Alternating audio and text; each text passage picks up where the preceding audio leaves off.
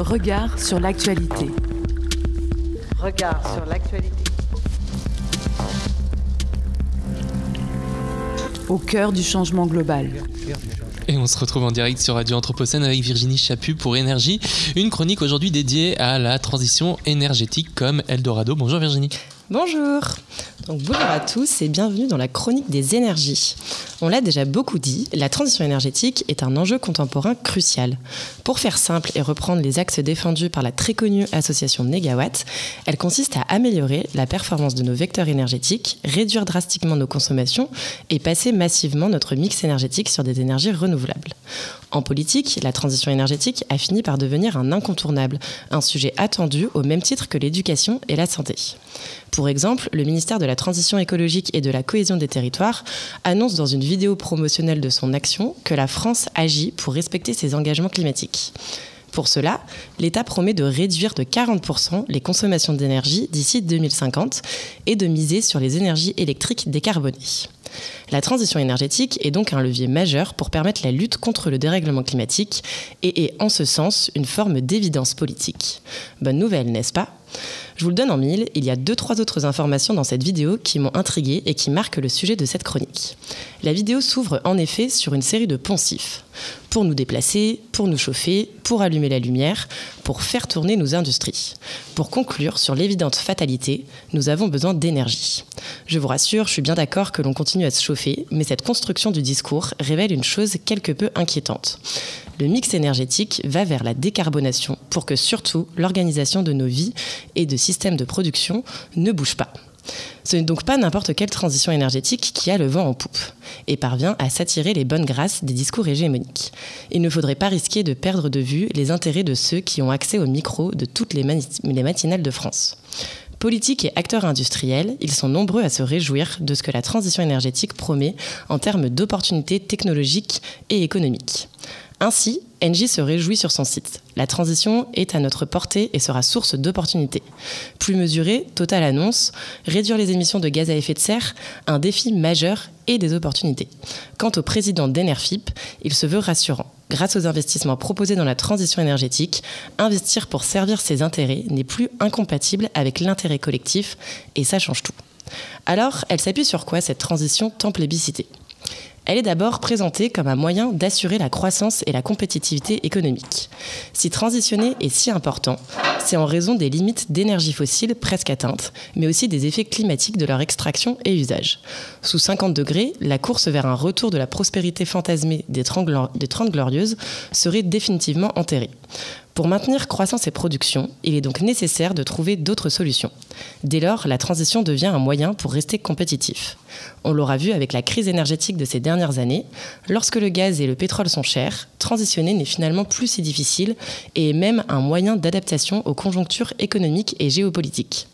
Ici, c'est l'argument financier qui fait office de levier et d'accélérateur, en illustrant parfaitement les externalités économiques positives activables grâce à un abandon des modes de consommation énergétique dominants. Pour preuve, à l'échelle de l'Union européenne, les installations photovoltaïques ont augmenté de 60% en 2022 par rapport à l'année 2021. La transition énergétique est aussi présentée comme une poche à innovation. On note d'abord des opportunités d'innovation dans la recherche de nouveaux vecteurs de production d'énergie, avec en chef de file le fameux hydrogène produit par électrolyse. Présenté comme énergie propre, puissante et aux applications multiples, de l'industrie lourde à l'automobile, l'hydrogène bénéficie d'un soutien institutionnel important. C'est toute une filière industrielle et économique qui se structure alors pour développer les technologies nécessaires à l'adaptation des différents secteurs d'application. À nouveau, on ne change rien de trop fondamental, il ne faudrait pas se fatiguer, on fait juste un petit pas de côté. Dans la même veine, de nouveaux marchés économiques se développent dans le sillage de la transition énergétique, comme celui des batteries, très prometteur, dont nous avions déjà parlé. On peut aussi parler du secteur informatique qui voit de nouvelles opportunités de marché se profiler. C'est que le suivi et la modélisation des consommations vendues comme essentielles à la transition ne se font pas sans déploiement de logiciels complexes. Si la transition énergétique est une réponse qui met en lumière la finitude de nos écosystèmes, elle révèle la capacité de notre système économique à se renouveler sans cesse, bon géant immortel qu'il est. Dans ce contexte, la transition énergétique prend le risque de devenir ambassadrice du progrès mercantile. Ici, c'est le nouvel esprit du capitalisme, essai écrit par Luc Boltanski et Eve Chiapello, qui peut nous aider à comprendre ce qu'il se passe et pourquoi cette transition à l'œuvre semble aller complètement à l'inverse d'un de ses fondamentaux ontologiques, la sobriété. Ce sont ces versants compatibles avec le capitalisme de marché et le néolibéralisme qui ont le vent en poupe. Et ce, parce que favorisés justement par les sirènes du marché qui se régalent des crises et s'en servent même avec gourmandise pour se reproduire encore et toujours. Regardons voir la théorie en action. Les individus commencent à se mobiliser pour sauver la planète. Le capitalisme barde les rayons des supermarchés de verre, d'éponges réutilisables et de sacs filets pour que chacun puisse s'étiqueter « Hey, je suis de la team zéro déchet, et toi ?» Les transports thermiques dézinguent la couche d'ozone. Regardez voir ces belles voitures électriques. Elles revitaliseront le marché de l'automobile. Et puis pour le pétrole qui vient à manquer, aucun souci. On a de belles pistes côté hydrogène, de quoi occuper les pôles de compétitivité. Sous le capitalisme, la transition devient opportunité de business. Ici, les choses sont volontairement caricaturées. C'est que laisser le marché s'emparer de la démarche, c'est prendre le risque d'une transition non pas au service de la sauvegarde de la planète et du bien-être des sociétés humaines, mais de la pérennité du système économique actuel. Si l'on serait tenté de se dire qu'il est malin de mobiliser les outils du marché pour mettre en œuvre la transition, faute de réussir à convaincre autrement, le résultat nous force à reconnaître qu'il s'agit en fait là d'un renoncement.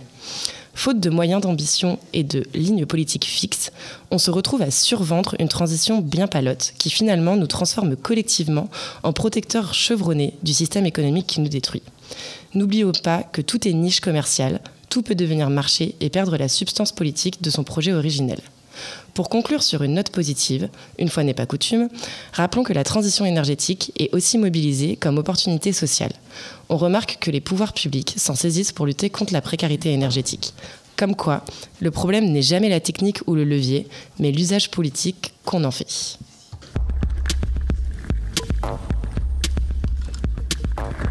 Regard sur l'actualité.